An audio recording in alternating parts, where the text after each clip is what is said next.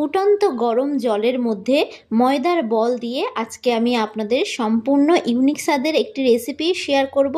আশা করি এই রেসিপিটা আপনাদের সকলের কাছে খুবই ভালো লাগবে।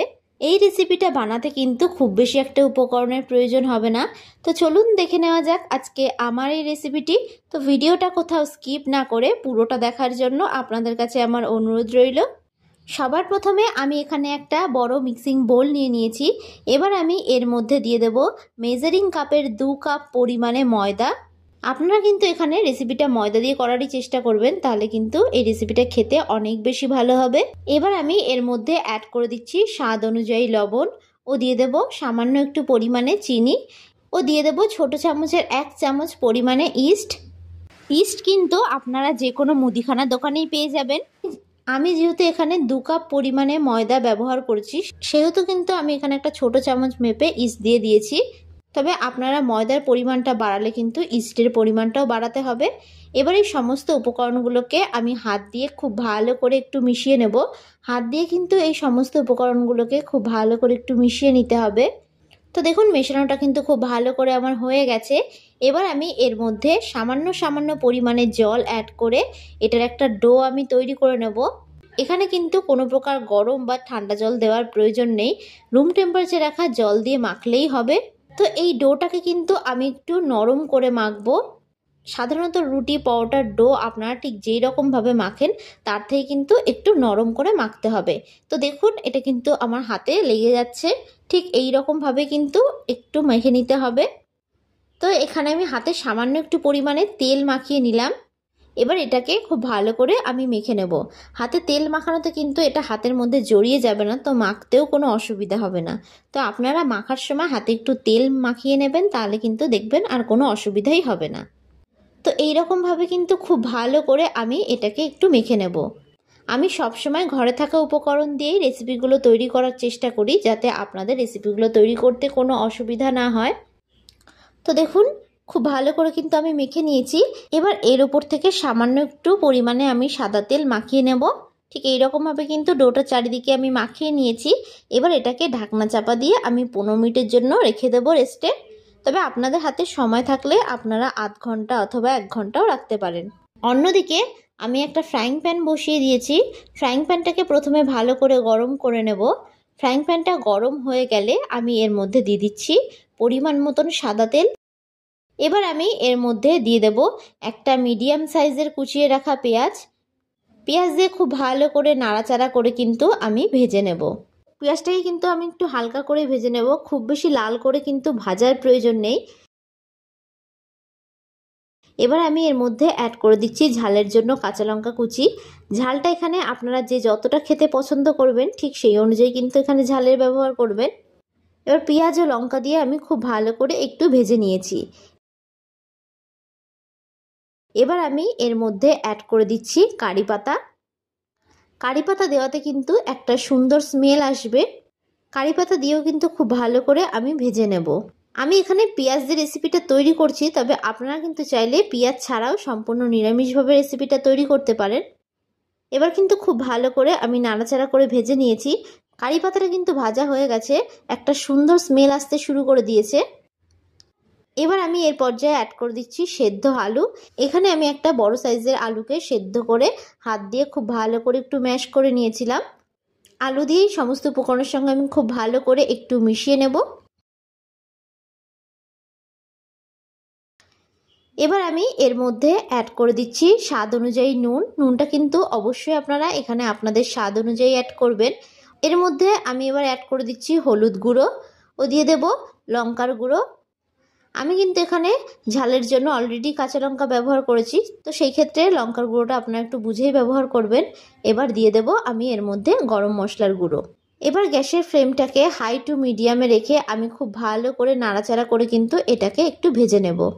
আমার এই ভিডিওটা যদি আপনাদের কাছে ভালো লেগে থাকে তাহলে অবশ্যই একটি লাইক করবেন, আর যারা আমার চ্যানেলের নতুন বন্ধু তারা অবশ্যই আমার চ্যানেলটি সাবস্ক্রাইব করে দেবেন। আমার ভিডিওর আপডেট সবার আগে পেতে পাশে থাকা বেল আইকনটা ক্লিক করতে ভুলবেন না। আর যারা ফেসবুক থেকে দেখছেন তারা রনিতাস ফুড প্লেস পেজটিকে ফলো করে দেবেন। তো খুব ভালো করে কিন্তু নাড়াচাড়া করে আমি এটাকে মিশিয়ে নিয়েছি। তো এবার আমি এর মধ্যে সবশেষে অ্যাড করে দিচ্ছি টমেটো সস। টমেটো সস দিয়ে খুব ভালো করে নাড়াচাড়া করে কিন্তু আমি মিশিয়ে নেব। মিনিট 2 ধরে কিন্তু এই কাজটা করে নেবেন, তাহলে কিন্তু কাজটা খুব সহজে হয়ে যাবে।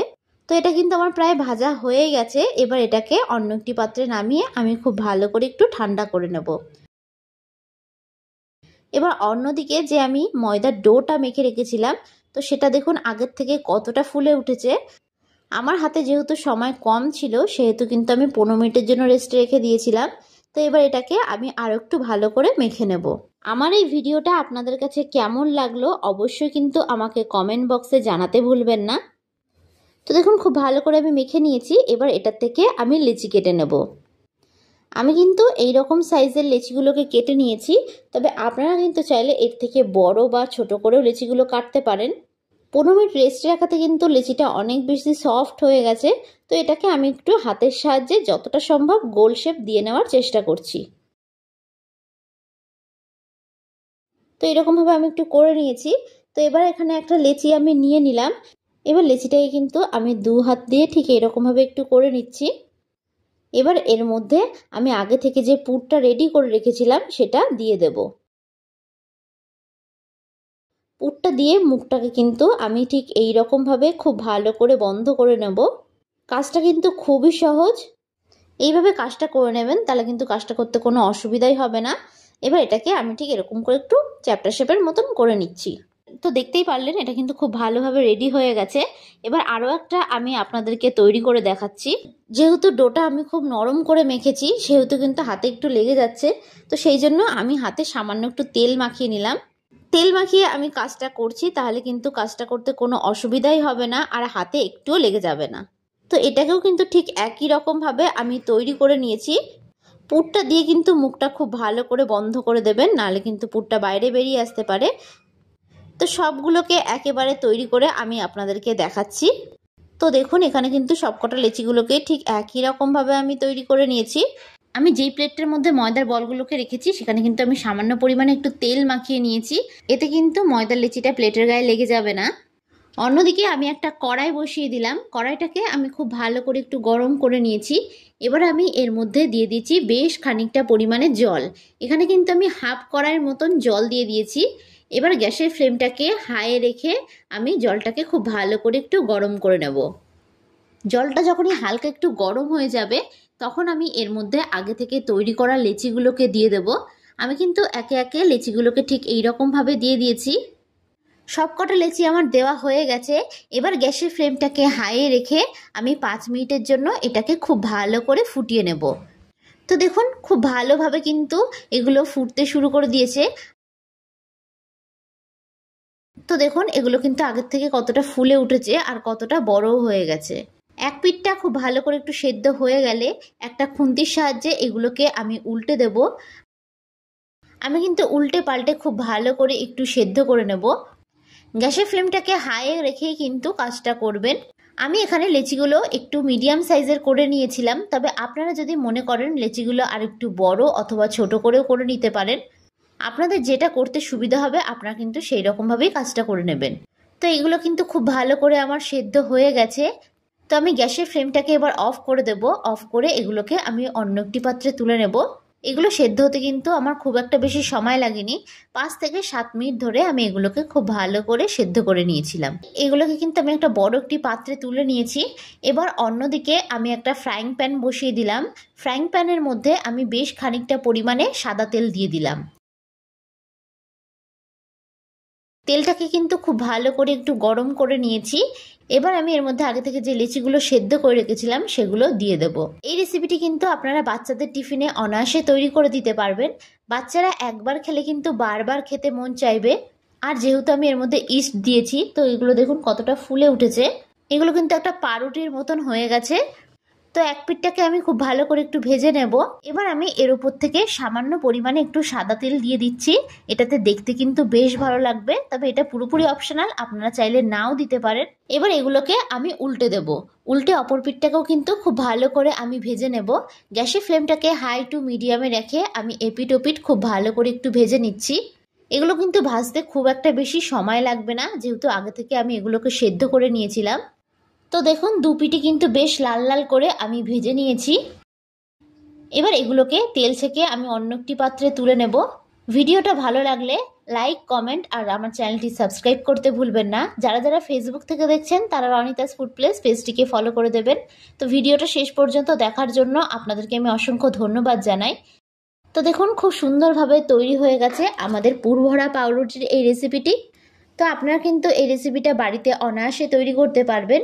এই রেসিপিটি একবার তৈরি করলে দেখবেন আপনার কাছে বারবার রিকোয়েস্ট আসবে এই রেসিপিটি তৈরি করার জন্য। তো আজকের মতন আমি বিদায় জানালাম।